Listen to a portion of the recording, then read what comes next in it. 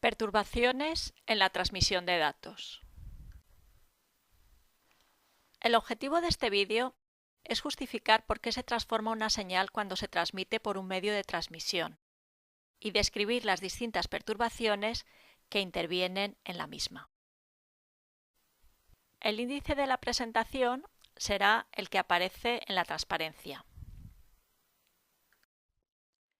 En su recorrido a lo largo del medio de transmisión, la señal sufre una serie de perturbaciones que degradan su calidad, que hacen que en general la señal recibida pueda diferir de la que ha transmitido el emisor. En el caso de señales analógicas, estas modificaciones se traducen en una degradación de la calidad de la señal, mientras que en el caso de señales digitales, las perturbaciones pueden provocar errores en la transmisión y limitan la capacidad de transmisión del enlace.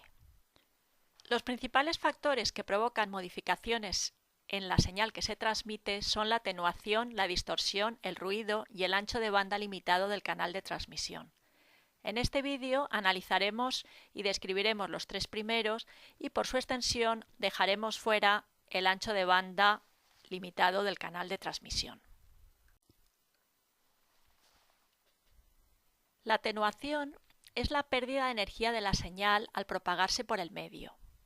Al viajar por un medio de transmisión, la señal pierde parte de su energía para vencer la resistencia del medio, lo que se traduce en una pérdida de potencia de la señal con la distancia.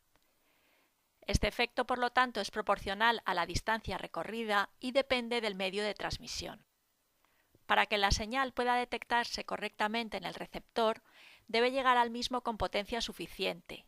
Por ello, se emplean amplificadores o repetidores para compensar las pérdidas por atenuación y permitir que la señal alcance distancias mayores. Para medir la atenuación se emplea el concepto de decibelio, que se define como la relación entre las potencias relativas de dos señales o de una señal en dos puntos distintos. De esa forma, podemos expresar las pérdidas por atenuación o la ganancia de los amplificadores de forma independiente a la señal particular de entrada. La fórmula matemática que define el número de decibelios es la expresión que aparece en la transparencia. El número de decibelios es igual a 10 por el logaritmo en base 10 de la potencia de la señal a la salida dividido por la potencia que tenía a la entrada.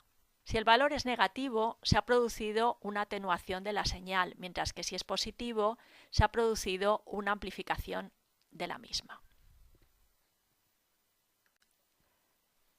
Pero además, la atenuación es creciente con la frecuencia, lo que provoca que para señales compuestas por diferentes componentes frecuenciales, las señales cambien su forma al atenuarse desigualmente sus armónicos, lo que provoca una variación de la forma de onda de la señal.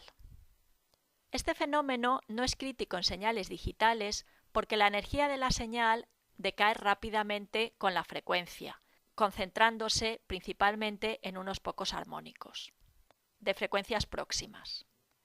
En señales analógicas sí que resulta más importante, pero puede mitigarse ecualizando la señal, por ejemplo, amplificando más las frecuencias altas que las bajas. En la figura se ha representado la atenuación en función de la frecuencia en un canal telefónico convencional. Muestra la atenuación relativa respecto de la atenuación a 1000 Hz. Como puede verse, las frecuencias más altas sufren mayor atenuación, mientras que si se aplica un proceso de ecualización, la atenuación es bastante similar en toda la banda de frecuencias. También tenemos otro tipo de distorsión, pero propia únicamente de medios guiados, debido a que en este tipo de medios la velocidad de propagación depende de la frecuencia. Otra vez, en una señal compuesta formada por distintas frecuencias, cada componente tendrá su propia velocidad de propagación y por tanto su propio retraso. Este fenómeno provocará la distorsión de la señal y hará que la señal en el receptor no sea igual a la señal emitida inicialmente. Además, la distorsión por retardo es un factor crítico en la transmisión de datos digitales, ya que provoca que algunas de las señales que componen un bit al retrasarse se superpongan con las señales que representan bits posteriores, provocando lo que se conoce como interferencia entre símbolos, que limita la velocidad de transmisión máxima que puede emplearse en un canal. Por último, el ruido es cualquier señal externa que se superpone a la señal de datos que estamos transmitiendo. Es el factor de mayor importancia a la hora de limitar las prestaciones en un sistema de comunicación y, dependiendo de su origen, puede clasificarse en ruido térmico, diafonía o ruido impulsivo. El ruido térmico se debe a la agitación térmica, como su nombre indica, de los electrones en el medio de transmisión y dispositivos electrónicos por los que pasa la señal. Es función de la temperatura e independiente de la frecuencia, por eso a veces también se le llama ruido blanco. Además, no se puede eliminar, por lo que impone un límite superior a las prestaciones.